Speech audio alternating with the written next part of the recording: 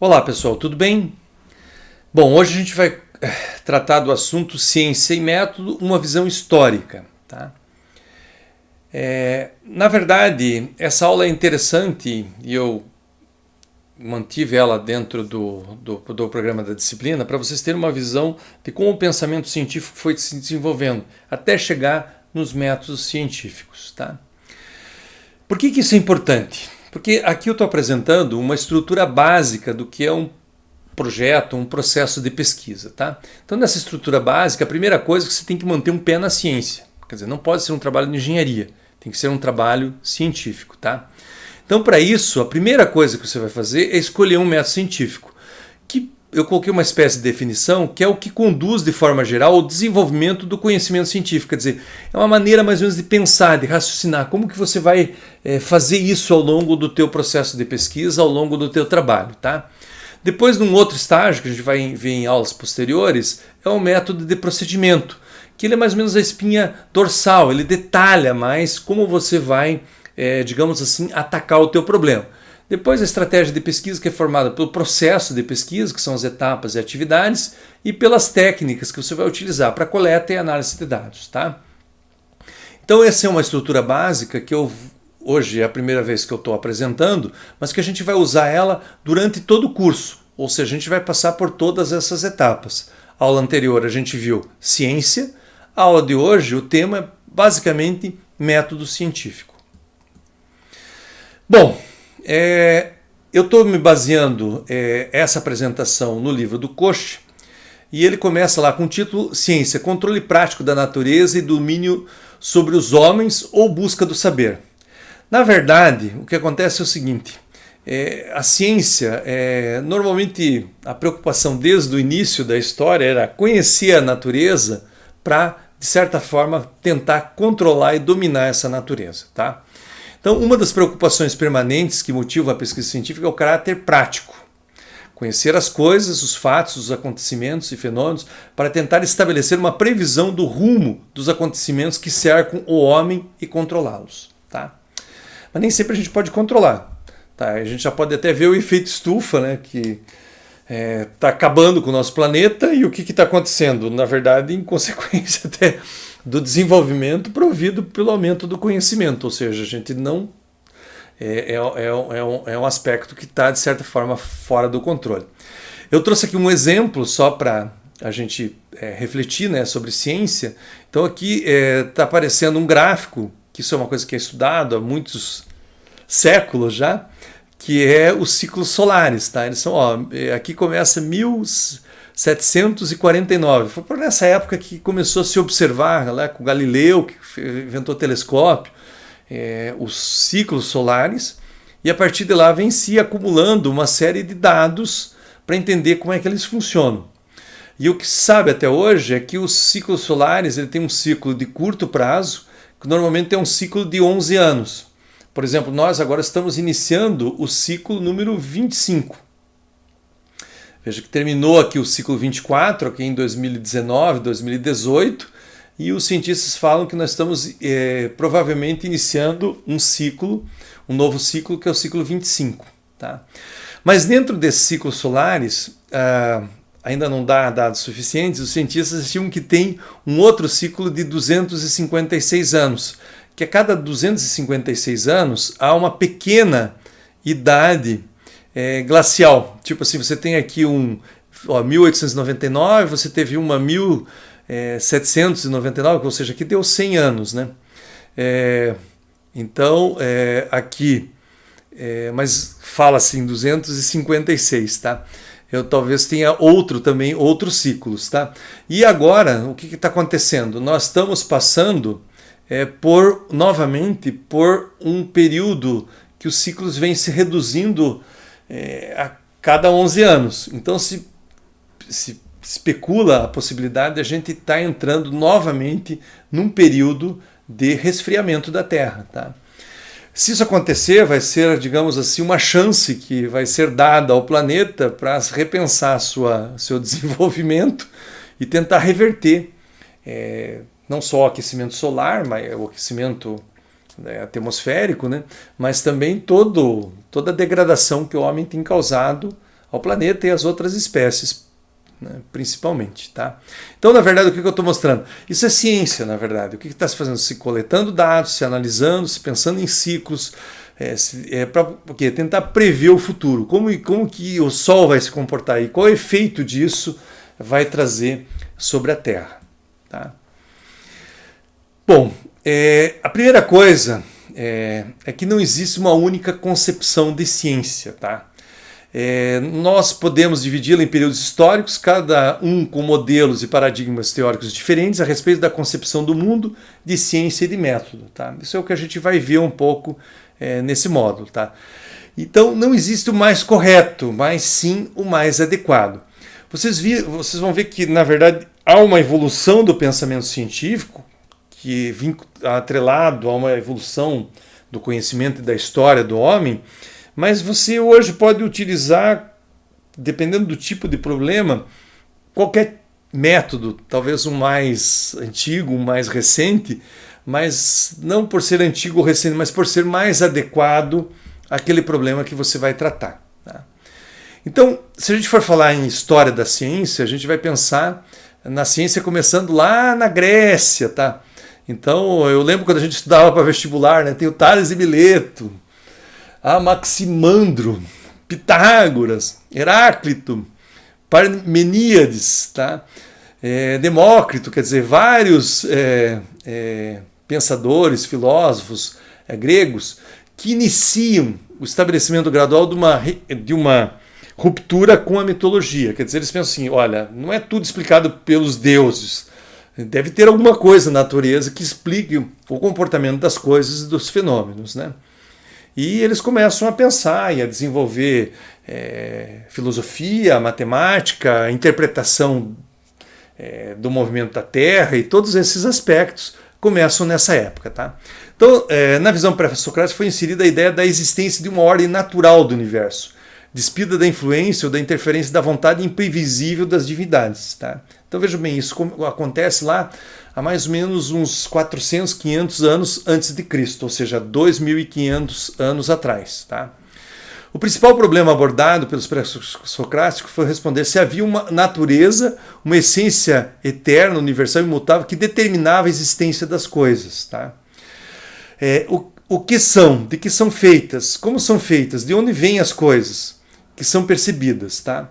Então, mas é uma ruptura, é uma coisa assim que parece hoje óbvia para a gente, mas não era tão óbvia naquela época, ou até aquela época. Tá? E eu acho que é um marco assim, no início do desenvolvimento do pensamento científico.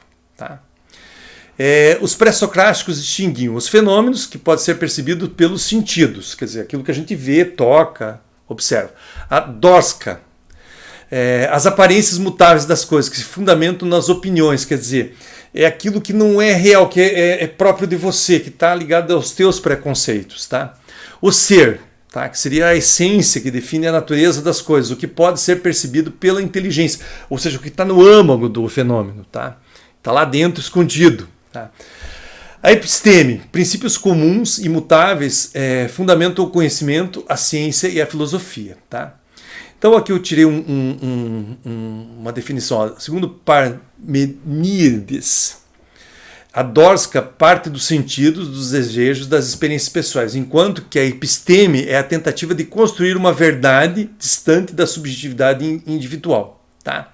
Então a episteme estava ligada ao ser, quer dizer, a essência das coisas, quer dizer, vou tirar o âmago, aquilo que é essencial do funcionamento, despida de opiniões pessoais. Tá? Essa que era a ideia, mas vejo que até hoje isso persiste em termos de ciência e é uma coisa importante, quer dizer, a objetividade, a isenção do pesquisador, quer dizer, esses aspectos continuam importantes até hoje dentro da ciência. Tá?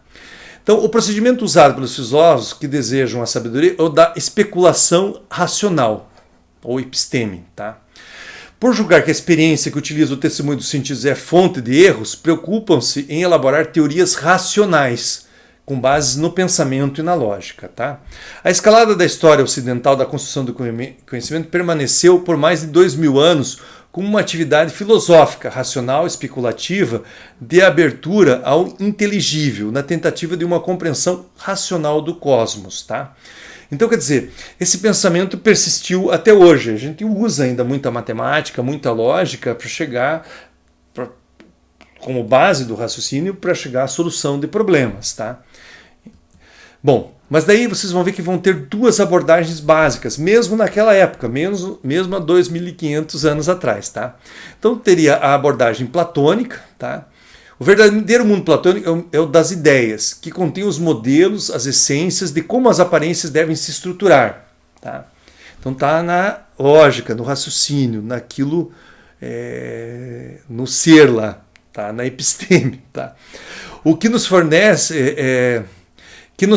o que são as coisas, o seu verdadeiro conhecimento. A ciência é a inteligência, o entendimento, que é o conhecimento racional, intuitivo, desenvolvido através da dialética, intuição dos princípios universais, análise e síntese, concebido por Platão como um método científico racional, ou seja, através da discussão, da dialética, tá? Com o uso da racionalidade, do pensamento, se chegaria à verdade das coisas, tá? Vocês vão ver que isso é a base do método dedutivo. Bom, por outro lado, você vai ter depois a abordagem ou a visão de Aristóteles, que foi discípulo do Platão, tá? Um discípulo dissidente, tá? E que muda essa visão, tá? Então, a ciência é produto de uma elaboração do entendimento em íntima colaboração com a experiência sensível, ou seja, a percepção, aquilo que é empírico, que é visto, tá? Que pode ser captada pelos meus sentidos, tá? Então, o método aristotélico consiste em analisar a realidade através de suas partes e princípios que podem ser observados, para em seguida postular os seus princípios universais, expressos na forma de juízos encadeados logicamente entre si, tá? Vocês vão ver que isso aqui vai ser a base do método indutivo, ok? E veja que ele é um contraponto do método dedutivo e do que Platão falava, tá?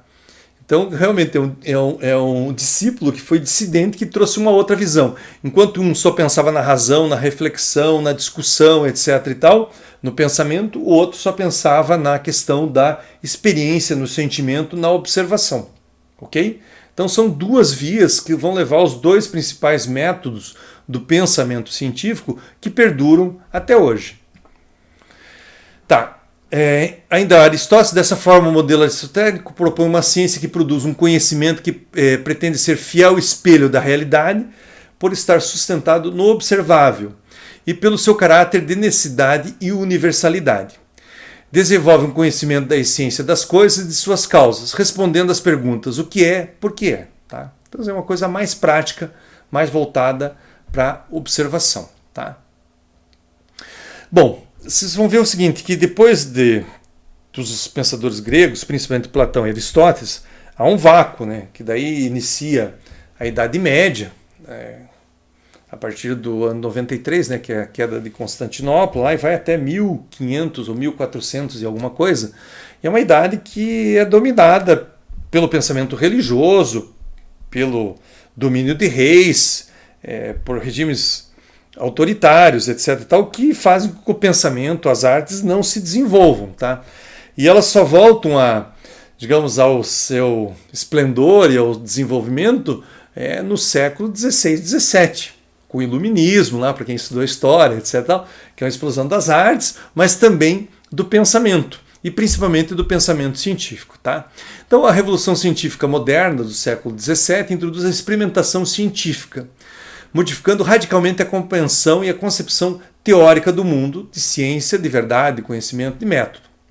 Por influência do uso da matemática, da observação e da experimentação na tecnologia latente da Idade Média, que a exigência de métodos mais precisos de investigação e explicação do campo das ciências naturais conduziram a uma tentativa do uso de métodos matemáticos experimentais. Essa passagem era uma mudança da teoria da ciência, que culminou na Revolução Científica do século XVII. Tá?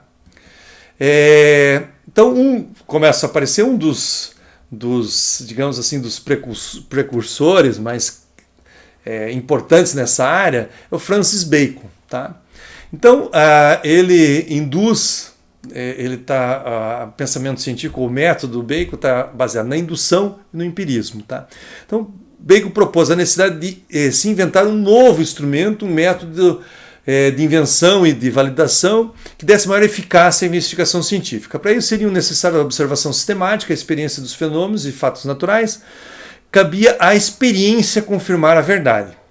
Seu princípio fundamental afirmava que o homem deveria libertar do seu intelecto dos preconceitos, índula, que impediam a correta visão das formas, leis, que organizavam a natureza. Livre da visão distorcida da realidade, vejo que remete um pouco lá ao Platão, poderia dedicar-se exaustiva e metódica e sistematicamente à observação dos fenômenos. O verdadeiro caminho era da indução experimental, ou seja, você fazia um experimento e a partir dali você induzia como as coisas funcionavam, buscava tentar uma lei, uma compreensão dessa realidade. Vocês vejam que o Bacon é considerado o pai da formalização daí do método indutivo. Ele já foi criado lá atrás com Aristóteles, mas é Bacon que vai formalizar isso, tá?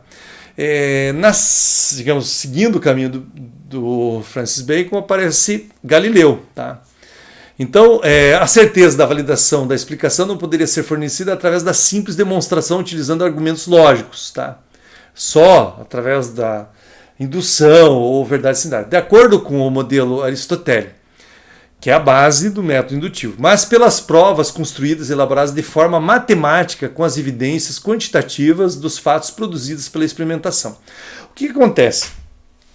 O Aristóteles ele lança a ideia da indução, o Bacon formaliza isso na forma de um método, mas ainda com uma abordagem geral e usando o pensamento, a lógica, mas não se limitando à matemática.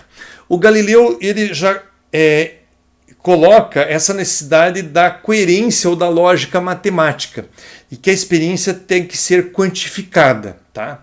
Então Galileu introduz a matemática e a geometria como linguagens da ciência e o teste quantitativo experimental, quer dizer, você quantifica, mede as coisas e depois verifica se aquilo está correto ou não. Então a gente lembra assim daquelas experiências do Galileu na Torre de Pisa, com os corpos em queda livre, etc. e tal, para depois desenvolver, por exemplo, as equações do movimento, tá? Então ele coloca o quantitativo experimental das suposições teóricas como um mecanismo necessário para avaliar a veracidade das hipóteses e estimular a chamada verdade científica. Então o critério da verdade para a ciência moderna passa a ser o da correspondência entre o conteúdo dos enunciados e a evidência dos fatos, tá? Verdade semântica, tá? Ou seja, você consegue medir a velocidade, você consegue medir a força, a aceleração, etc. e tal. Então você começa agora a ter uma proximidade com a realidade através de uma medida tida como precisa, tá? Com base experimental, tá? Então Galileu estabeleceu o domínio do diálogo científico, diálogo experimental, que era o diálogo entre o homem e a natureza, intermediado pelo pressuposto de que o real era geométrico e os fenômenos da realidade se comportavam de acordo com relações e princípios quantitativos, matemáticos, tá? Ao homem competiria com sua razão teorizar e construir a interpretação matemática do real.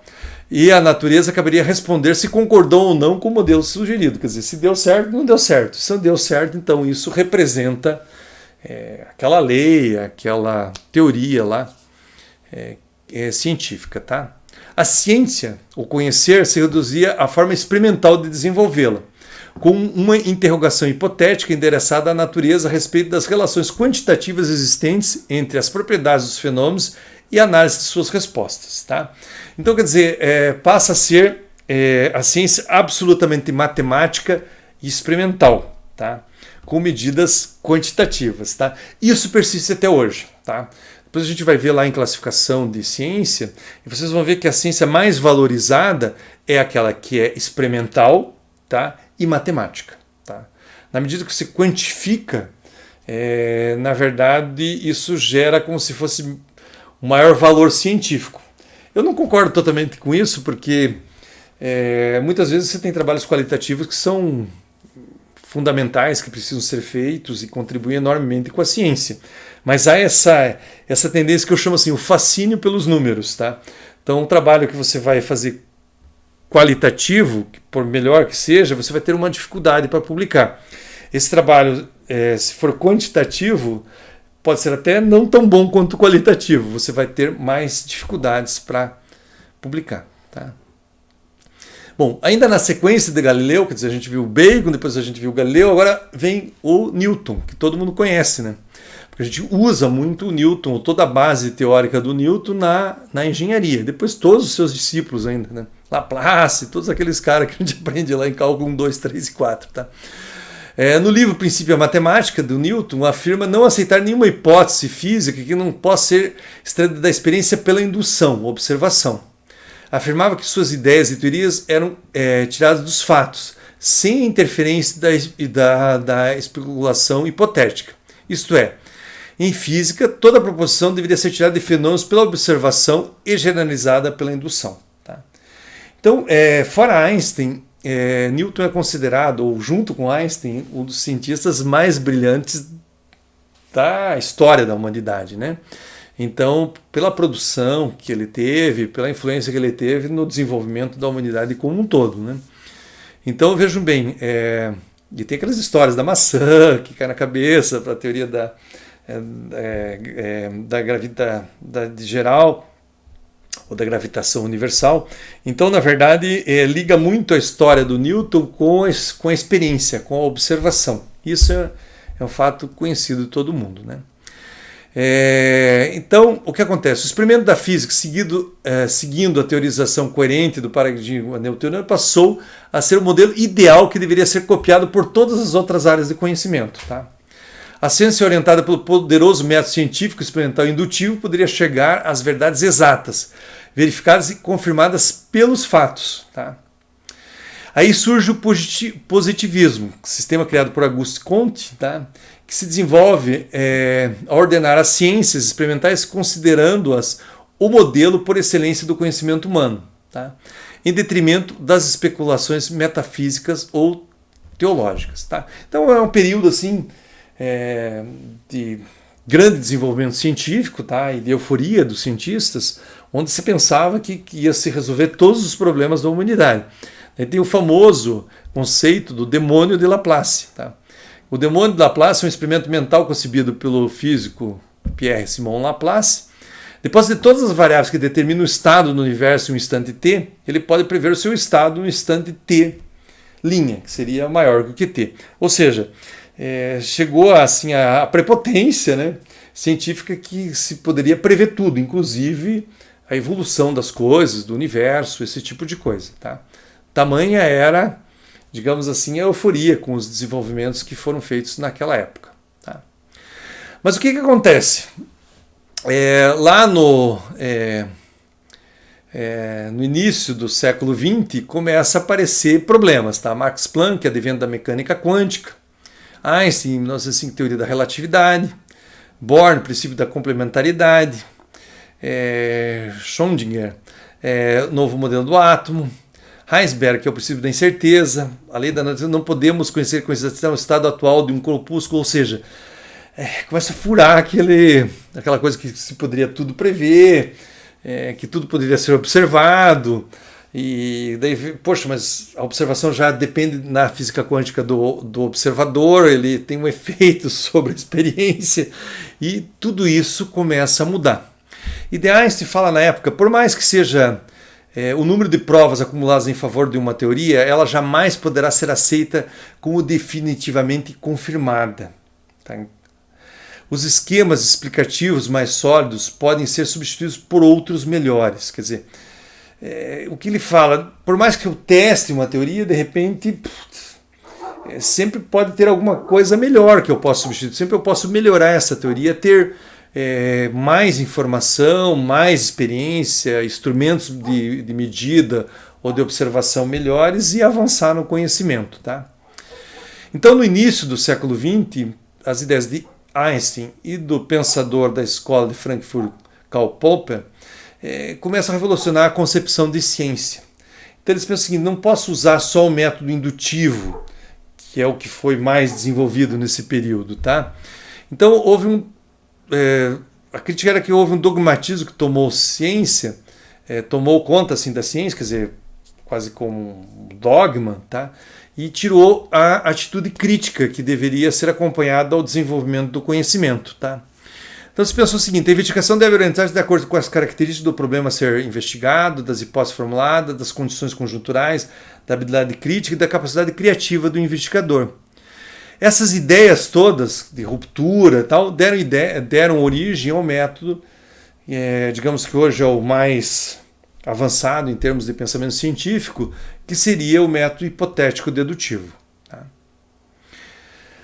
Bom, mas o que hoje na nossa ciência contemporânea, o que se pensa? Tá? Então a questão do método científico está interligada ao desejo do homem de ter procedimentos e caminhos seguros para alcançar ou produzir um conhecimento verdadeiro e de ter critérios que garantam a possibilidade de distinguir entre o conhecimento verdadeiro e o conhecimento falso. Quer dizer, que aquele conhecimento realmente reflita a realidade, que possa ser útil ao desenvolvimento da humanidade. Tá? As perguntas básicas que o método científico ainda tenta responder são o seguinte: como proceder para que se alcançar ou produzir um conhecimento? Quer dizer, qual é o procedimento adequado para, a partir de um problema, eu realmente dar uma contribuição ao conhecimento? Como proceder para saber se ele é válido, verdadeiro ou não? Tá? Que está contaminado por um preconceito, por um erro da observação, coisa desse tipo. Tá? Bom, depois de tudo isso, como vocês viram, aqui eu fiz um esquema básico, só com uma síntese. Então nós tivemos lá as ciências clássicas, que é o século V a.C. que começa, e lá se desenvolve as bases do método indutivo-dedutivo. Depois teve a ciência moderna, que iniciou no século XVI, XVII, que desenvolve melhor e formaliza tanto o método indutivo como o método indutivo. A partir do século XX a gente vive o século da ciência contemporânea, onde se desenvolve o hipotético-dedutivo, e outras abordagens começam a aparecer, mas são abordagens que a gente utiliza menos nas nossas áreas de engenharia, que daí é o dialético, o sistêmico e o fenomenológico. São mais técnicas ou métodos científicos voltados às áreas de ciências sociais. Assim como houve o desenvolvimento desses métodos, vejo que não são muitos, tá? Em termos de pensamento científico, paralelamente há, digamos assim, uma filosofia que acompanha cada uma dessas épocas. Então a gente passou pelo racionalismo, bem lá do Platão, depois o empirismo do Aristóteles, depois lá de novo no século XVII, com Comte, o positivismo, neopositivismo, neorracionalismo, behaviorismo, materialismo, idealismo, depois o construtivismo, a fenomenologia, ou seja, além dos métodos científicos, ele sempre está acompanhado de um conjunto de ideias, digamos assim, de um paradigma filosófico relacionado à época histórica que a gente vive. E isso acaba influenciando, de certa forma, a aplicação desses métodos de pensamento científico. Bom, em termos de ciência e método, não existe uma única concepção de ciência. Quer dizer, vocês viram que há uma evolução de ideias, há correntes filosóficas, etc. Então, como a gente viu, podemos dividi-los em períodos históricos, cada um com modelos e paradigmas teóricos diferentes a respeito da concepção do mundo, de ciência e de método. Então a gente pode concluir o seguinte: não existe o mais correto, mas sim o mais adequado. Isso que é importante. Vocês vão ver, depois eu já vou na sequência apresentar os métodos, mas basicamente o método dedutivo está mais voltado para ciências teóricas, física e matemática. O método indutivo são trabalhos gerais de algumas áreas, onde você não tem um conhecimento prévio muito grande sobre o fenômeno que você está observando, e você trabalha com o método de indução. E, digamos, para uma pesquisa mais elaborada, onde desenvolve conhecimento certo, novas teorias, você daí usa um método hipotético-dedutivo. Mas isso vai depender do tempo que você dispõe, do problema que você tem para resolver, dos recursos que você tem, tanto financeiro como de equipamentos e laboratório. Ok? Para fazer essa escolha final. Bom, essa apresentação eu baseei praticamente no Koch, e vamos encerrar por aqui. Na sequência, a gente vai ver os métodos mais em detalhe, cada um dos principais métodos do pensamento científico.